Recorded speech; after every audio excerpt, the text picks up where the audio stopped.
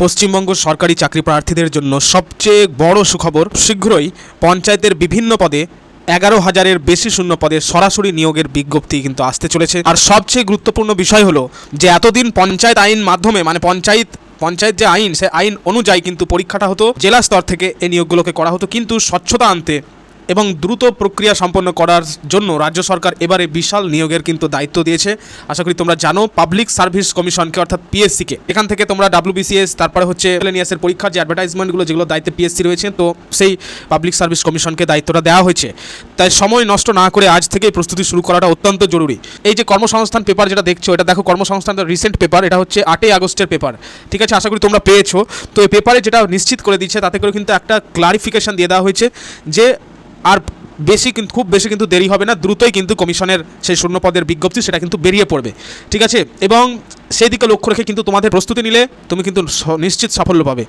তো এখানে যেগুলো রয়েছে, যে পঞ্চায়েত ব্যবস্থা পদের বিবরণগুলো রয়েছে, তারপরে সিলেবাস ভিত্তিক যে প্রস্তুতিগুলো রয়েছে, তো সেটাও কিন্তু আজকের এই ভিডিওতে আমি আলোচনা করে দেবো। এছাড়াও যে পদগুলো রয়েছে গ্রাম পঞ্চায়েত লেভেলের সমস্ত কিছু কিন্তু বলে দেবো। তো প্রথমে দেখো বলেছে এখানে যে পঞ্চায়েতের বিভিন্ন পদে 11,000-এর বেশি শূন্য পদে বিজ্ঞপ্তি বেরোনো শুধু সময়ের অপেক্ষা, কারণ বেরিয়ে যাওয়ার পরে পরীক্ষাটা স্টার্ট হয়ে যেতে পারে। তো সম্প্রতি রাজ্যের যিনি পঞ্চায়েত মন্ত্রী বিধানসভায় ঘোষণা করেন যে এবছরই পঞ্চায়েত দপ্তরে 11,000 কর্মী নিয়োগ প্রক্রিয়া শুরু হতে চলেছে। তোমরা দেখতে পাচ্ছ, আশা করি ক্লিয়ার।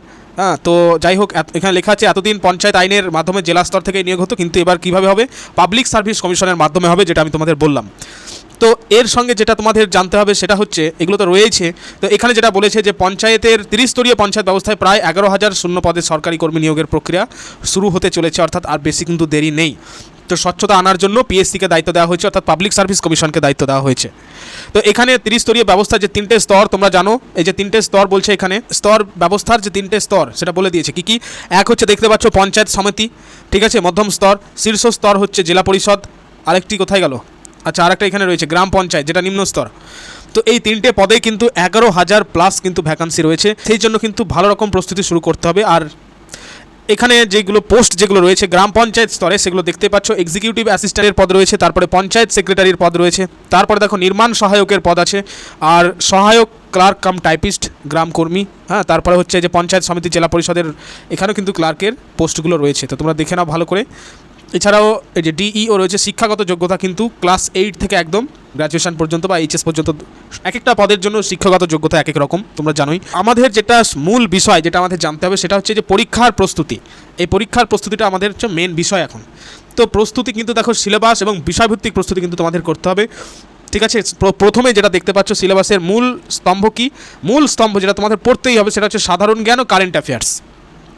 এছাড়া রয়েছে পশ্চিমবঙ্গ ভিত্তিক ইতিহাস ভূগোল, সরকারি প্রকল্প যেগুলো রয়েছে, ঠিক আছে, যেমন হচ্ছে লক্ষ্মীর ভাণ্ডার, কৃষক বন্ধু, যুবসাথী, কন্যাশ্রী, যুবশ্রী, কেন্দ্র রাজ্যের যে যৌথ প্রকল্পগুলো রয়েছে, যেমন হচ্ছে প্রধানমন্ত্রী আবাস যোজনা, গ্রাম সড়ক যোজনা, তো আরও কিন্তু অনেক কিছু রয়েছে, এগুলো কিন্তু আমাদের ক্লাসে করে দেওয়া হয়। ইতিমধ্যে কিন্তু বহু ক্লাসগুলো চলে এসেছে, সেগুলোর জন্য তোমাদেরকে প্রস্তুত নিতে হবে ভালো করে। তো যাই হোক, এখানে বিষয়ভিত্তিক পড়ার মধ্যে প্রথমে তোমাদের যেটা পড়তে হবে, দেখো রিজনিং তো রয়েছে, পাটিগণিত রিজনিং, এবং ইংরেজিও কিন্তু পড়তে হবে। এক একটা পোস্টের জন্য এক এক রকম সিলেবাস রয়েছে। তো দেখো এখানে বিষয়ভিত্তিক যে পড়ার কৌশল সেটা কিন্তু বলে দিয়েছে। বাংলা ব্যাকরণে কিন্তু একদম স্ট্রং হতে হবে, বাংলা ব্যাকরণে, ঠিক আছে, বাংলা ব্যাকরণে কিন্তু একদম ভালো হতে হবে। এখানে বলেইছে ব্যাকরণে দেখো সমার্থক, বিপরীত শব্দ, বাগধারা, প্রবাদ, এক কথায় প্রকাশগুলো কিন্তু ভালো করে মুখস্থ রাখতে হবে। ইংরেজির ক্ষেত্রে যেটা পড়বে সেটা synonym, antonym, one word substitutions থেকে শুরু করে voice change, narration change, articles, prepositions, tense, এগুলোও কিন্তু পড়তে হবে। ঠিক আছে, পাটিগণিতের যেগুলো পড়বে অষ্টম থেকে দ্বাদশ শ্রেণীর লেভেলের অঙ্ক তোমাদের মানে করা জানতে হবে শর্টকাট ওয়েতে, যেমন হচ্ছে শতকরা, লাভ ক্ষতি, সময় কাজ, সরল সুদ, অনুপাত, সমানুপাত, লসাগু গসাগুর চর্চা, এগুলো কিন্তু করতে হবে। ঠিক আছে, এবং এখানে বলেই দিয়েছে দ্রুত উত্তর দেওয়ার জন্য শর্টকাট পদ্ধতি শিখুন, কারণ পরীক্ষা চলাকালীন কিন্তু বেশি সময় তোমাদের হাতে থাকবে না, চটপট উত্তর দিতে হবে। অতএব লেন্দি ওয়েতে কিন্তু অঙ্ক করাটা এড়িয়ে শর্টকাট ওয়েতে কিন্তু অঙ্ক করাটা শিখতে হবে। এরপরে দেখো যেটা রয়েছে সাধারণ জ্ঞান ও কারেন্ট অ্যাফেয়ার্স, যেটা বললামই, যে পশ্চিমবঙ্গের ইতিহাস, সংস্কৃতি, ভৌগোলিক অবস্থান, এই বিষয়গুলো কিন্তু তোমাদের পড়তে হবে, প্লাস কারেন্ট অ্যাফেয়ার্সে যেগুলো রয়েছে, ঠিক আছে, এগুলো কিন্তু পড়তে হবে। সেই সঙ্গে কিছুটা তোমাদের বলবো যে কম্পিউটার রিলেটেড কিন্তু কয়েকটা বিষয় পড়ে রাখবে তোমরা, কারণ যারা ক্লার্ক কাম টাইপিস্টের পদ নিচ্ছ তাদের ক্ষেত্রে কম্পিউটার কিন্তু জানতেই হবে। কম্পিউটার যেটা বেসিক নলেজ যেগুলো দরকার জানার, যেমন হচ্ছে গিয়ে ওই ডেটা এন্ট্রি, অফিসের মৌলিক কাজগুলো, ফাইল আপডেট রাখা, এগুলোর জন্য কিন্তু অনেক সময় ইন্টারভিউ বা বিভিন্ন পরীক্ষায় কিন্তু দিয়ে দেয় যে কম্পিউটার রিলেটেড কিছু প্রশ্ন। ঠিক আছে, তো যাই হোক, পরীক্ষা যখন পিএসসি নেবে তখন প্রশ্নের মান আর প্রতিযোগিতার কম্পিটিটিভ যে লেভেল দুটোই কিন্তু খুব ভালো হবে একদম বলাই যায়। তো এই বিজ্ঞপ্তি বেরোনোর পর্যন্ত অপেক্ষা না করে আজ থেকে কিন্তু একটা নির্দিষ্ট রুটিন মেনে পড়াশোনা শুরু করে দাও। নিয়মিত মক টেস্ট দাও, বিগত বছরের প্রশ্নগুলোকে সমাধান করো। ইতিমধ্যে কিন্তু চ্যানেলে আমাদের অনেক ক্লাসগুলো চলে এসেছে, দেখতেই পাচ্ছ তোমরা, বা যারা পুরনো ছাত্রছাত্রীরা রয়েছে তারা তো জানোই বিষয়টা। যাই হোক, থ্যাংক ইউ প্রত্যেককে এই আপডেটটি দেওয়ার জন্য আজকের ভিডিওটা বানানো হয়েছিল। So thank you. Next class কিন্তু আসতে চলেছে। সো এই আপডেটটা কিন্তু অবশ্যই বন্ধুদেরকে শেয়ার করে দেবে এবং লাইক করে সাবস্ক্রাইব করে রাখো, পাশে থাকা বেল বাটন হিট করে রাখো, কারণ আগামী দিনের গুরুত্বপূর্ণ ক্লাসগুলো নাহলে মিস হয়ে যাবে। ঠিক আছে, সো থ্যাংক ইউ।